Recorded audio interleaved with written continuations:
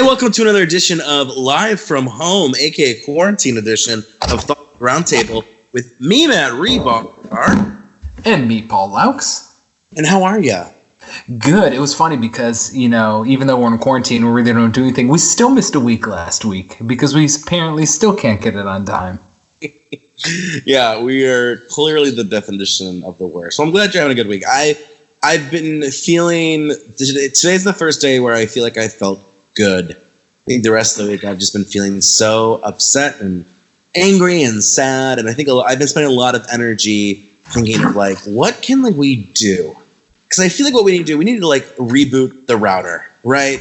We just need to take everything and just throw it in the trash and start anew. Because obviously this last week the protests have been about police force, police violence, etc. But then you think about, well, what about private prisons? And what about plea deals and the justice system? And what about the death penalty? And then it's like a domino effect. Well, yeah, because they all, and this is the sociologist in me for sure, but they all balance into each other. And so it's been what is it going to take for us to just say we need to just dump it all and just restart? I don't know if you felt this way, because obviously there's a mix of everything going on, emotions of this, emotions of that, but literally all I am anymore is just sad. I'm just sad anymore, for everything you see and everything that's going on. It's I don't have any other emotion anymore. It's just sad, everything, and it's it's just been one thing after another this year, and it's just depressing to see. It really is. But I felt today was a good day, at least for me. And I know that's kind of selfish considering everything that's going on, but man, it's one day at a time anymore with everything. I don't know how you're doing. You know what, too? It's also those little things. I don't know if you saw any of the LA Police Commission. They had a public Zoom meeting and they all got roasted by and it's those things that make me feel good, or seeing younger kids with their signs, peacefully protesting. But that's what bums me out too. It's these kids are just starting their lives, and they've already had to deal with the coronavirus. They've had to deal with 9/11. They've had to deal with the recession. Now they got to deal with this. It's man, these kids, the things they've had to go through, and it's just one more thing. Yeah. And I think another reason I felt good today because they finally charged all 4 officers. And do you know what the other 3 got? Because I haven't seen it exactly. No, I think it's something to the effect of accessory. They basically let the murder happen in a way, which they did. I don't know the exact charge, so don't quote me. But yeah, I think that's another reason I felt better, because it did feel like everything in the last week it was for something, right? There was a victory. That doesn't mean things need to stop. We need to continue pushing for justice. Cleveland is the 8th deadliest city for Black Americans by the police. Is it really? 8th.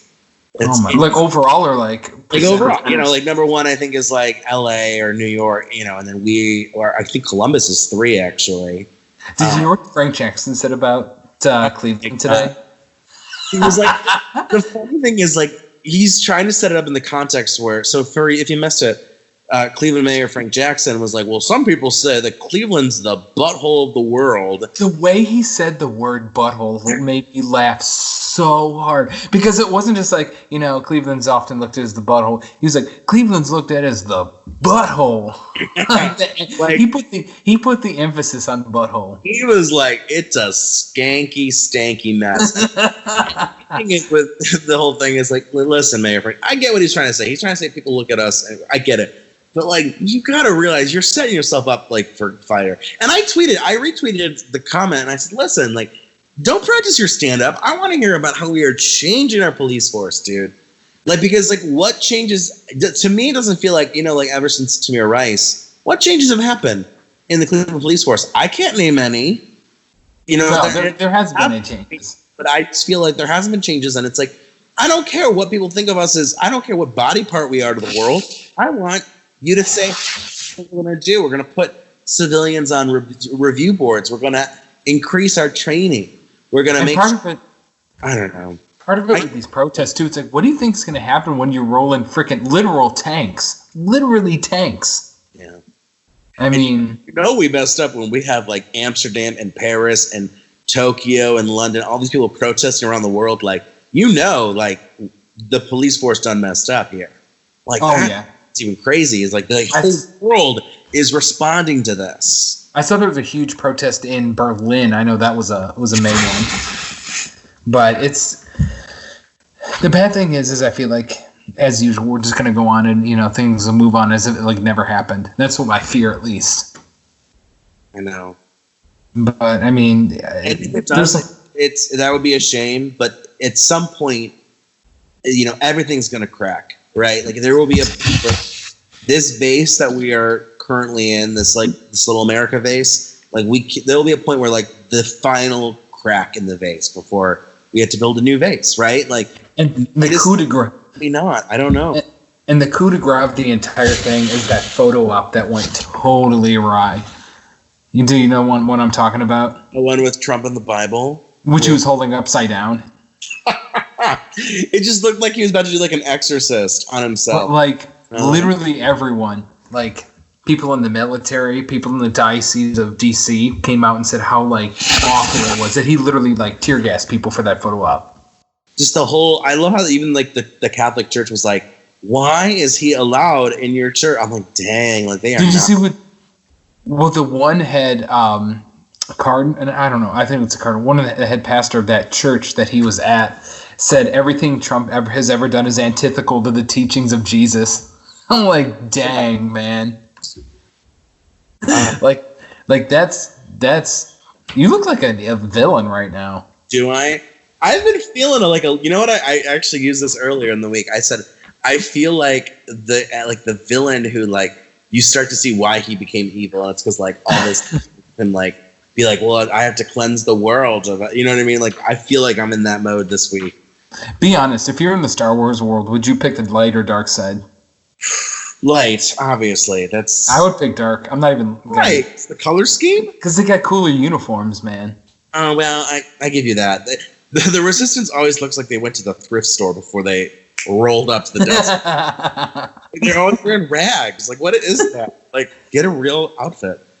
Yeah, no, they kind of the Resistance, like clothing store where they're like, girls, you're gonna look so good in this fierce latex armor. You're just serving. Yes, you're serving a Darth Vader. Yes. If you what color would your lightsaber be? Orange. Orange? Mine is blue. Is there orange lightsabers, though? I don't know if there are. If there are... I'm sure someone has one. I want in. That's what I want. I know there was only ever one purple lightsaber, and that was Mace Windu. See, you're such a geek. I really don't even picture who that is. That was Samuel L. Jackson. Oh, my dude. And he was supposed to have a green one, but he wanted purple really bad because purple's his favorite color.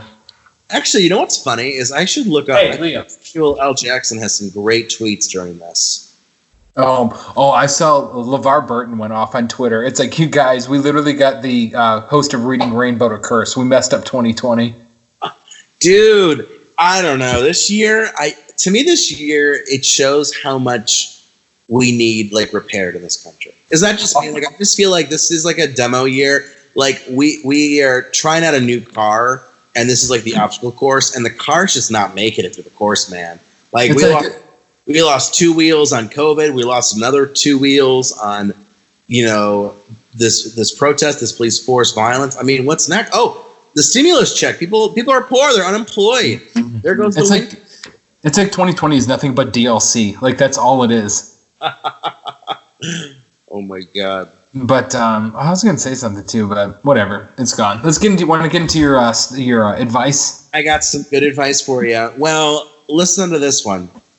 So obviously askmanager.org. I've been reading a lot. If you're out of a job right now, if you want to brush up on your professional skills / if you want to know more about what's going on at work, askmanager.org is seriously the best. People write in to Allison, and she's like this HR goddess, and she just has the best advice. So listen to this. So this person writes in, they're fortunate to work in a higher demand industry, so it doesn't really revolve reference checks. But she's interviewing for a line manager role, and the interview, are you ready? They want 7 references from 2 to 3 former managers, 2 to 3 and 2 to 3 former peers. The recruiter said that they would want to do a few. This is kind of ridiculous. Is this normal? And Allison's like, oh my God, no. 3 is the normal, 7 is not. Moreover, saving some of the references for after you've accepted the offer is a terrible practice. If the reference checks inform their decision, they need to pre-offer. Can you imagine rolling up to some job that wants 7 references? I can barely get 3. And that's because I hate asking for references. I've had those job interviews, man, where you had to get like 5 or 6. I've had to do 5 or 6 for a job, no doubt. Dude, get this. So when I was working at a grocery store, a named grocery store, so this is the craziest interview I've ever had to do in my life, and this is 100% real. I was going for a department manager position, and I was going against one other guy. They literally sat us at the same table across from each other and told us to tell the other person why they should not have the job. Oh my god! That was the interview. What kind of Black Mirror simulation is that? Dude, and also, funny we bring all this up. Last week, a Washington Post article came out. And have you ever heard of the company HireVue? No. What is HireVue? Okay, so HireVue, on the basis, and I've had to do it a couple times too, so it's nice to know that this is how it actually runs. But HireVue is a service that a company will sign up for where basically it's like a preliminary interview that you basically just record on your phone, your laptop, or whatever, and they ask you 3 questions, all right? And you can record your answers basically like this. This is what it would look like. And you send it off to recruiters. And it's kind of like, the concept's like kind of cool. It's like, okay, cool. You can actually explain yourself. It's better than a resume, like that. Until it was found out that HireVue uses AI and it looks at your face, your skin tone, and your voice and gives you an availability score. What? And so literally it's ranking people on how they look, how they sound, and their skin color, and then giving them an employment score of what they think that they would be how they would be as an employee. And it's like the most dystopian shit you've ever seen in your life. That is terrifying, especially because I'm not that good looking. My voice is decent. Oh god, that worries me. So yeah, that's the thing. That's this thing. You know what it reminds me of? Remember back in like grade school when you had to sell all the chocolate candy and shenanigans for band or whatever? Like, it's that. It's like I don't want to go to my friends and family and be like, "Can you take the time to write about me?" Like, I don't know. I hate references. I hate them so much. And then do you think they call them? Did they ever call them? And I feel like they don't even look at them. Like, they don't even look at the letters or whatever. It's just ridiculous. It's just ridiculous. My friend got a job with the government. The FBI showed up at my house. That was a fun time. Oh, you did tell me about this. Yes. Mm-hmm. They were like... They were cool. They bought me lunch. No. They were like, okay, you can order a 5 for $5 at Wendy's. That's it. I should have been like, this is just my tax dollars, so thank you for those back. This little jiffy... her manager, this girl's manager, named Joseph Stalin as the employee. What? Wait, hold on. Joseph Stalin? That's fake, right? No, she began running Employee of the Month, and I think it's a joke, sent this email of past winners of the award.